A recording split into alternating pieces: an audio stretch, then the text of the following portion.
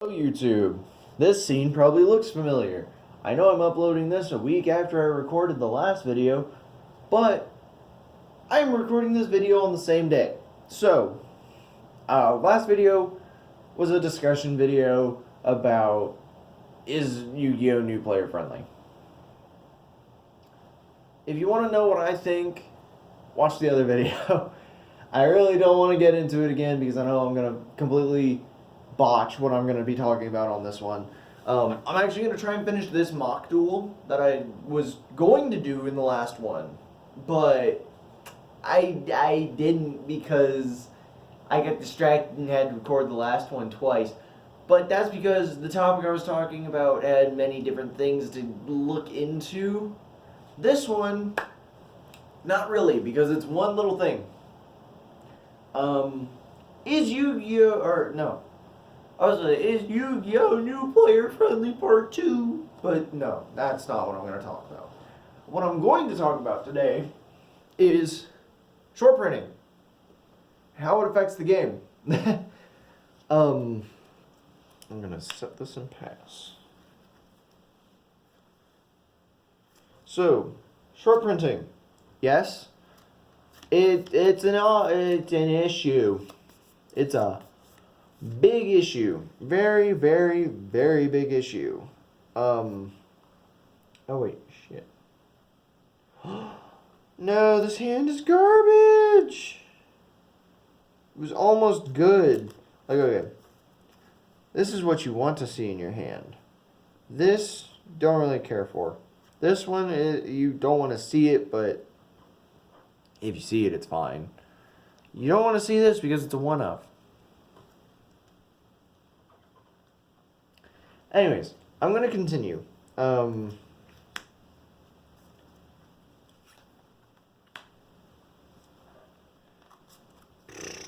After I get my index out.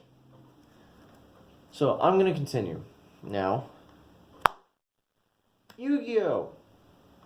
It is plagued with short prints. The meta decks are super expensive. Why? Short prints and really good cards. Or a mixture of both. Or a really good short printed card. In fact, that's the entire thing about Yu-Gi-Oh! We'll get teasers for certain cards. And everybody's like, oh, that card's so good, it's so broken, it's great.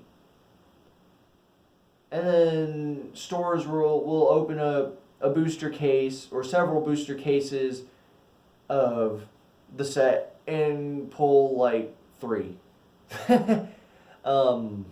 That's short printing for you.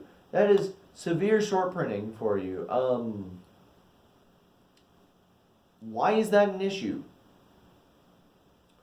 Simply because Yu-Gi-Oh!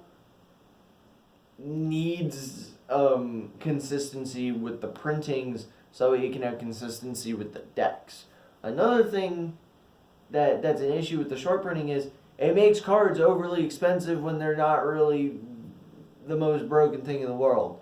Look at Emancipators. They have one of their tuners at almost $60 a card. I just spat on my fucking card. I'm disgusting.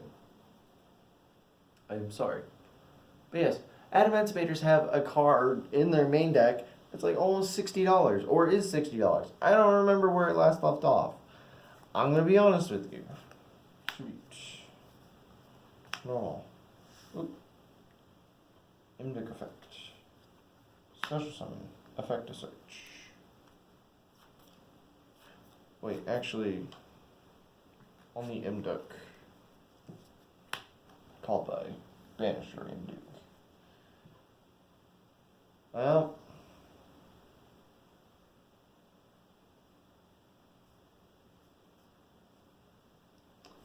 great.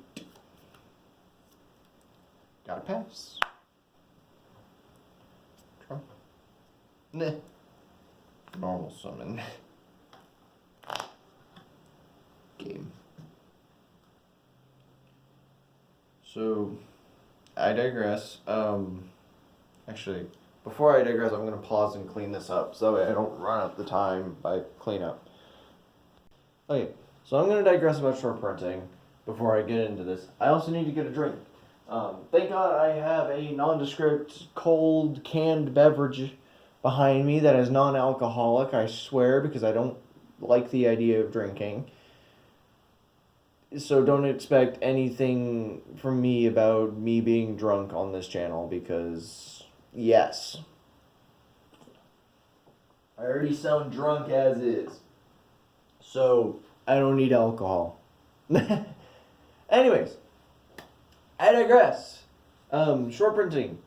It makes certain decks in the meta that look like they're fun too expensive. It also makes cards that are quote unquote staple cards too expensive. Infinite Impermanence, that's a big one. Ash Blossom used to be a short print secret, and then it got reprinted as a short print super, or short print ultra and super, in 2 sets later on. Then it eventually got printed in 2 sets where you were guaranteed to get it, which shows how bad that card was short printed. Another card that's short printed outside of those that's really good. Evenly Matched, Borreload Savage Dragon, that the one Emancipator Tutor, the Eldritch Boss Monster, Boral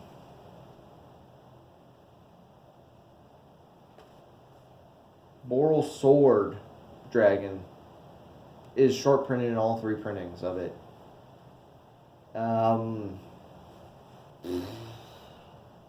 I could honestly go on about cards that are short printed, but I'm not going to. I'm just saying those cards are at the price they are at, not because of, well, because of what they do. Yes, it is kind of because of what they do, but it's also because they're short printed. And if you don't know what a short printing is, on a print sheet for cards, whenever, Konami's printing out the cards, getting them cut, getting them packed, sent out, getting them boxed, sent out, whatever. Oh god, I feel like I'm gonna burp. Hold on. Oh, excuse me, that's horrible. Oh, again. Oh god, I'm so sorry.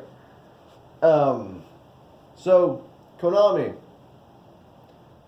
when they print this stuff, they get it all, whatever. On the print sheets, though,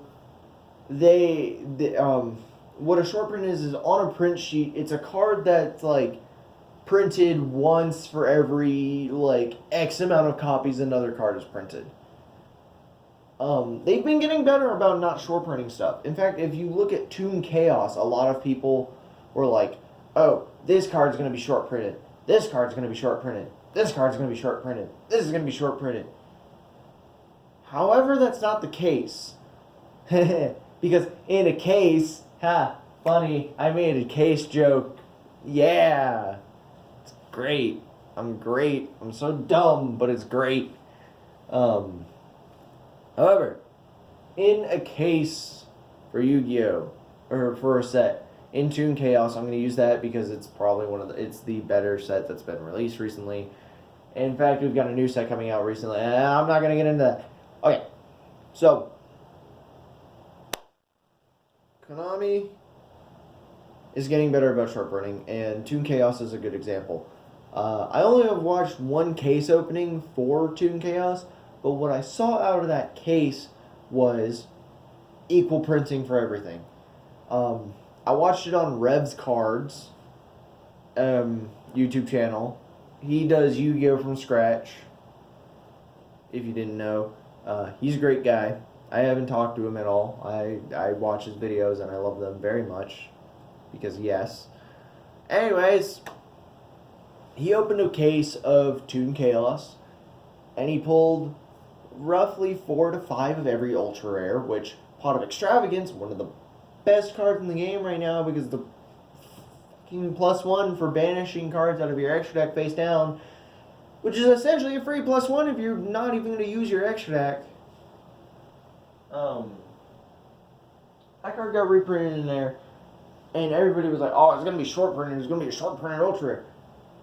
Revs pulled 4 ultra rare copies of Pot of Extravagance, which is what it was reprinted as.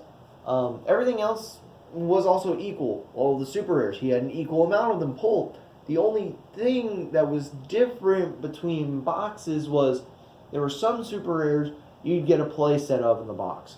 There would be other and then other times you would get none of them in a box, or you'd get 1 in a box, or you'd get 2 in a box. It was all over the place.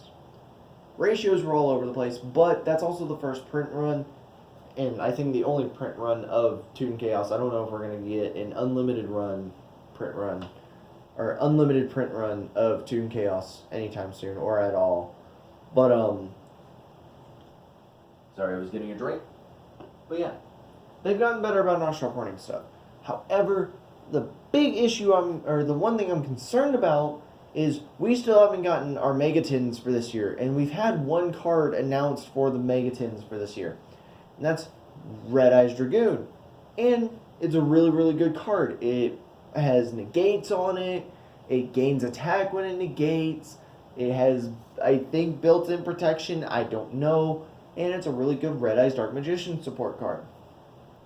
Now, a lot of you might be thinking, man, this card sounds great, it might be short printed. They've confirmed that it's just going to be a promo. So no short print on that really good card there, and everybody's going to have equal access to it as long as you can buy a tin. If you buy a tin of the new set, you have your copy of Dragoon. You can buy 3 of the tins, have a playset of it. And we don't know what any of the other promos are, and we don't know what's being reprinted in there. Things I'm hoping to get reprinted in there, I will talk about in another video. If this series interests you guys, I'm going to give like a 2 to 3 episode test run, and I want to hear what you guys want me to talk about. But again, short printing, to me, it plagues this game. It really does. It makes it hard to make a deck because you look online for a deck profile for a deck that you want to make, right? Right? You're looking at a deck profile for what you want to make, and it's like, they have that card. Okay, time to go price check the deck. Now I know what all's in there. And the total comes out to be like $200 to $400. All because of these short print cards that are in there. And all these really good cards that are in there. And some people sometimes don't make, budget suggestions for those cards. Like, for me, a budget card to side deck over Infinite Impermanence is Red Reboot.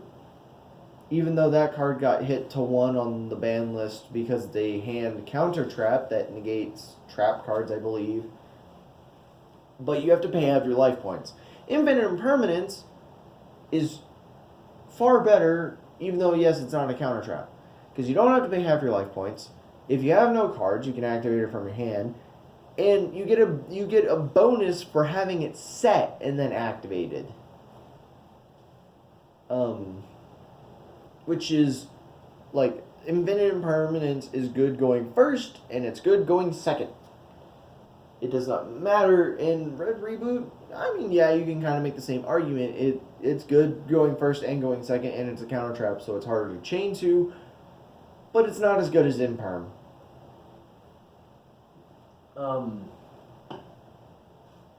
Another prime example of a short print is Crystron Halky Fibrax, aka Noodle Fiber. He's a big card in the meta. He's a very big card in the meta right now. And he needs to be banned, and he's also semi-short printed. What I mean by semi-short printed is if you buy a full case of Dual Overload, which is that he comes in and the only printing he's had, you'll roughly get 2 to 3 of them in a case. Doesn't sound that bad, right? Well, a case is 72 packs. So you see where I'm coming from, right? And each pack has 5 cards in it. You only get 3 out of 72 packs of 5 cards. That's 370 cards, and 2 to 3 of them are going to be your Halky Fibrax. Yeah, that's somewhat short printed, but it's like, you'll guaranteed to get at least one, unless your case is just a straight dud. And this side go first. I'm gonna try and put something going on in the background for you guys, because I know it's kind of boring to just stare at nothing and hear me speak. So yes, let me do some plays and talk. Hopefully I can talk while I'm doing my plays. Oh, excuse me, that was bad. Tribute to normal, silent, summon. Reaching across the table. So, yeah. Short printing, bad thing. Very bad thing, but Konami's getting better about it. They're short printing less and less things, and they're making cards really, really good that aren't short printed, and it's great.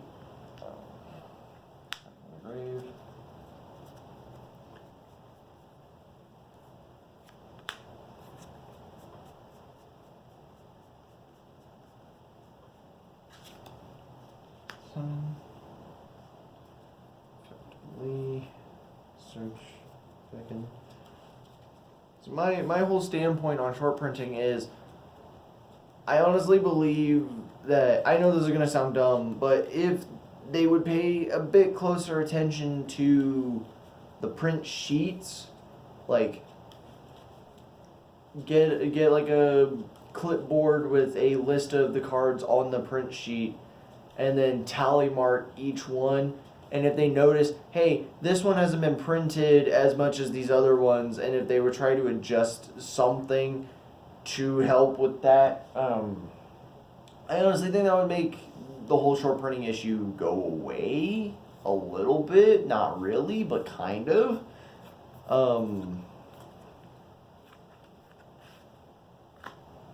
But I honestly don't know how it all works. I couldn't tell you for the life of me. I honestly could not tell you for the absolute life of me how it would work. Or how it works. The only way I would be able to tell you something like that is if I worked there, and I don't. I work at a bowling alley because I love the bowling alley I work at, by the way. It's great. It's a very good place. It's very fun. The work is a bit strenuous sometimes, but it's good. It's fun. Chain 1, chain 2, chain 3. Well, just 2 chain. There's a second chain in there. So, special, draw. Okay. We're going to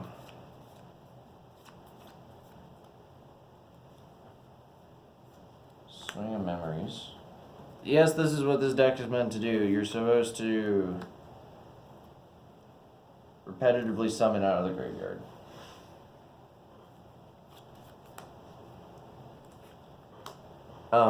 So yeah, if I'm gonna conclude this whole thing on a good note, what I want to say is that Yu-Gi-Oh! Has the issue of short prints, yes. Are they working on it? Yes, they are. They're doing a great job about it. I mean, again, they've printed a lot of really good cards recently, and they're just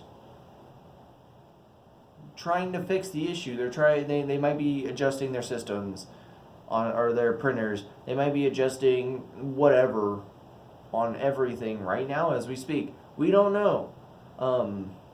We will have to wait and see how later sets evolve out and whatever, and wait to see how other things go.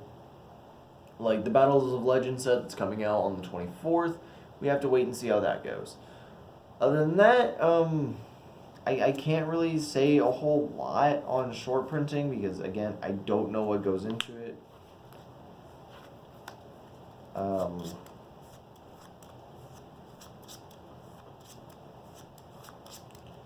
And short printing is just not fun. Let me roll a die to see which one's going to get hit. I'm not even going to give them numbers. I'm just going to roll a die and then count. 4, 5, 6, 9, 10. Well, that's the one I activated. Activate Mothman.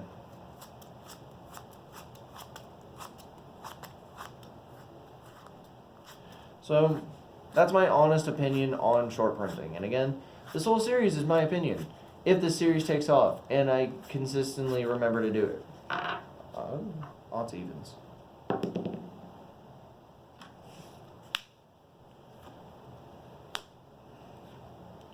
Summon that. Draw.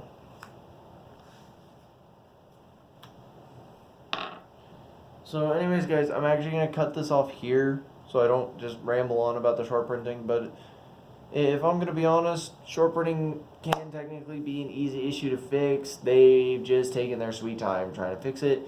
They've had sets where there's no short prints. They've had a lot of sets where there are short prints. The short prints outweigh the non-short prints. I mean, look at Apollosa, look at Halky Vibrax, look at Savage Dragon, etc., etc., etc. I could go on forever. But I don't want to waste your guys' time. If you really want to see how the World Chalice deck plays, I'll do a combo video on it soon. I will do a combo video on it soon. I'm going out of town next week. I've also got something going on Wednesday that's going to make me not want to record because of what it is and what I'm going to be doing, and so on and so forth, blah, blah, blah, blah, blah, blah, blah, blah, blah. Anyways, I will talk to you guys in the video. If you're new here, please be sure to hit that subscribe button, turn on that notification bell. And if you liked this video, if you liked my opinion, hit that like button. If you didn't like my opinion, be sure to hit that dislike button. I really don't care which button you hit, as long as you don't unsub. Please, never mind. I'm not going to continue saying that. I was about to say, please, let's hit the 100 sub goal by the end of this year. But you know what? I don't need to beg for it. I have faith in you guys, and I have faith in the people that are watching my channel. I have all the confidence in the world that we'll get there. And if we don't, next year, we have all year to get hit 100. We hit 80, 85 this year. We're at 87. I'm ready to start going up more. I really am. And I'm really considering the Patreon right now. I need another form of income so I can keep bringing you guys videos. The most I can do right now is shout outs. And like, if you're a high tier donator, I'll shout you out before everybody else. So like, the more you donate, the more, or the sooner your name will get shouted out. That's really all I can do, and I feel bad because I want to give something back. But if I start a Patreon, let me know if you guys would join it. So I can do box openings for you guys, and I can get like a PC for editing and etc. and etc. and etc. Get an actual camera that I can record with, a mic that I can record with. Maybe get some soundproofing and put it in my room or do something. I'm gonna be honest. I want to make this channel something, and I honestly feel like a Patreon would be a really good push for that. But I want to hear your guys' input. Give me your input. If you watch this far, please give me your input on a Patreon. But anyways, I'm gonna sign off. Like, sub, hit that bell. Comment down below what you want me to talk about next, or what your opinion is on short printing. And I will see you all in the next one. Peace.